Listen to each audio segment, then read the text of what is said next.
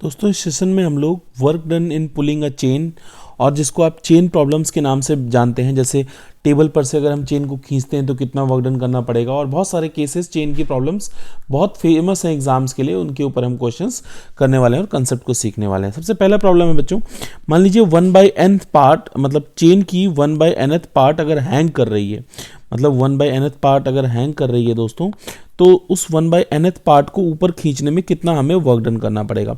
मित्रों हमेशा ऐसे क्वेश्चंस को अटेम्प्ट करने के लिए एक बेसिक और सिंपल तरीका होता है हमारे पास, दैट्स लाइक कि उसको हम लोग कैसे सॉल्व करते हैं कि 1/nth का हम लोग जो पोर्शन हमारा हैंग कर रहा है उसका सेंटर ऑफ मास को हम लोग देख लेते हैं, और नीचे वाले का जो हैंग कर रहा है उसका मास कैसे निकालेंगे। मास निकालने के लिए हम सिंपल सा तरीका अपनाते हैं, मास पर यूनिट लेंथ इनटू जो पोर्शन हैंग कर रहा है उसका मास, उसकी जो लेंथ है वो L/nth पार्ट हैंग कर रहा है, तो हमारा जो पोर्शन हैंग कर रहा है उसका मास कितना हो जाएगा, M/L हो जाएगा मास पर यूनिट लेंथ, और L/n पोर्शन हैंग कर रहा है। तो इसको अगर आप मल्टीप्लाई करेंगे तो ये हो जाएगा, L से L कैंसिल हो जाएगा और हमारा आ जाएगा, कितना आ जाएगा, that will become M/n portion, जो पोर्शन हैंग कर रहा है उसका मास जो हो जाएगा वो आपका हो जाएगा M/n। आई होप आपको यहाँ तक समझ में आ गया होगा। चलिए दोस्तों और अच्छे समझते हैं, तो हम इसका सेंटर ऑफ मास कैलकुलेट करेंगे। सेंटर ऑफ मास कितना है इस, और अगर हम इसको रेफरेंस ले रहे हैं 0, तो कितना हो जाएगा सेंटर ऑफ मास इसका L/2n पे, तो वर्क डन कितना हो जाएगा, हमेशा ध्यान रख लें mass of the hanging portion है हमारा exactly capital M/n into G into centre of mass कितना है हमारे ओरिजिनल रेफरेंस से, जिस पे हमें जिस टेबल से कितना नीचे है L/2n पे, तो इसको सॉल्व करेंगे तो हो जाएगा mg, कैपिटल M की बात हो रही है यहाँ पे मित्रों, that will become capital mg L upon में 2n²। इतना हमें वर्क डन करना पड़ेगा उस चेन को खींचने के लिए। तो ये बहुत बेसिक सा फंडा हो गया जिससे हम लोग सॉल्व कर सकते हैं। तो किस पॉइंट को खींचना है, हमें सेंटर ऑफ मास को खींचना है। तो इसी के ऊपर दूसरी प्रॉब्लम आती है, velocity of the chain while leaving the table. मतलब मान लीजिए ऐसे पोजीशन में पहले हमारी चेन थी, L/n पोर्शन हैंग कर रहा था और उसको हमने पहले मान लीजिए एक रस्सी से ऐसे बांध रखा था। जब हमने उसको इस रस्सी को काट दिया तो कुछ देर बाद वो वर्टिकल पोजीशन पे आ जाएगी, गिरने लग जाएगी, तो फिर क्या होगा। ऐसे क्वेश्चनों को हम कैसे अटेम्प्ट करेंगे, दैट्स द मेन कंसेप्ट। हम लोग हमेशा बच्चों क्या करते हैं, इस टेबल को 0 पोटेंशियल मान लेते हैं। तो टेबल को 0 पोटेंशियल मान लेंगे तो इनिशियल पोटेंशियल एनर्जी कितनी हो जाएगी, जो पोर्शन हैंग कर रहा है उसका मास हो जाएगा M/n, टोटल मास का 1/nth पार्ट हो जाएगा g into L/2n, exactly L/2n हो जाएगा। तो इसको जब सॉल्व करेंगे बेटा हम लोग दोस्तों, इसको सॉल्व करेंगे और रेफरेंस से नीचे है इसलिए हो जाएगा -mgL/2n²। तो ये हो जाएगा पोटेंशियल एनर्जी इस वाले पोर्शन का।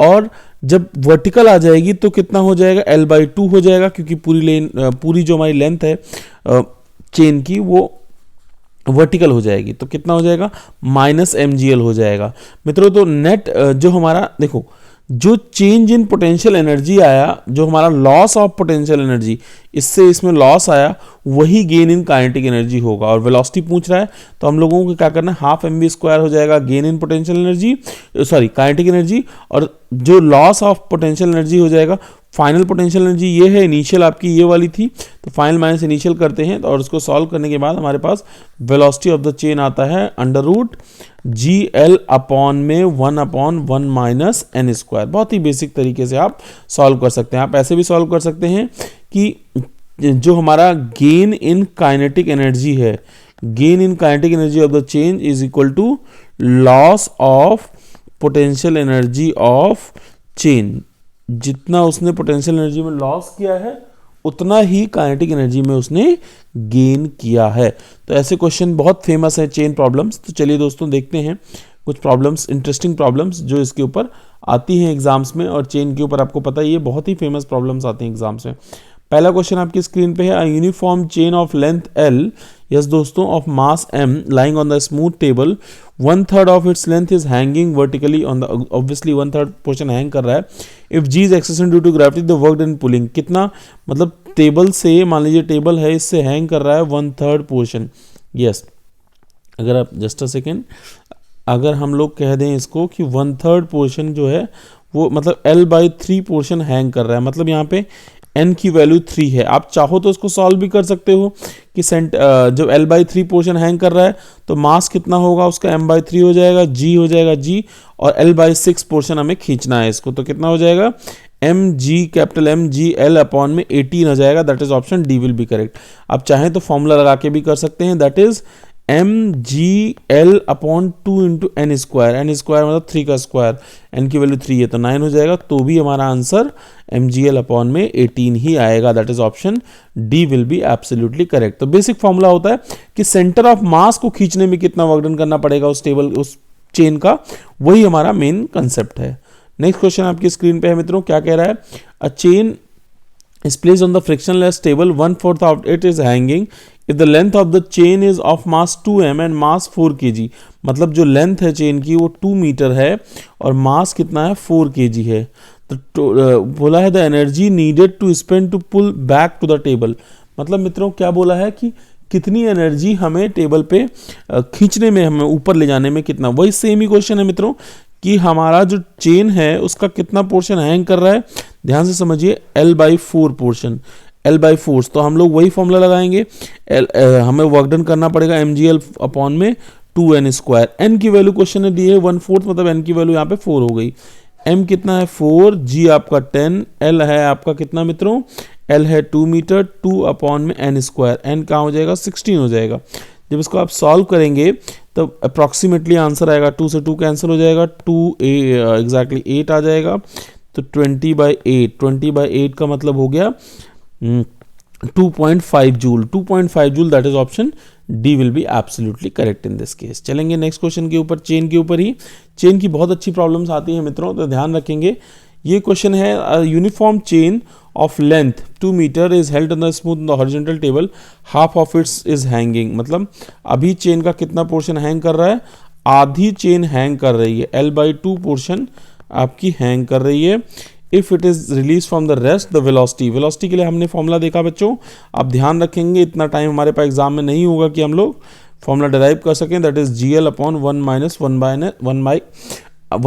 1/n square. यस, g हमारे पास कितना है 10 है, l हमारा कितना है 2 मीटर है, आपको गिवन है, और 1 - 1। अच्छा देखो n की बच्चों l/n लेते थे, मतलब n की वैल्यू यहाँ पे कितनी हो गई 2, तो हो जाएगी 1/1 - 2 स्क्वायर हो जाएगा 4। तो सॉल्व करेंगे कितना हो जाएगा सॉरी 30/30, और इसको सॉल्व करेंगे तो आपका हो जाएगा 3/4।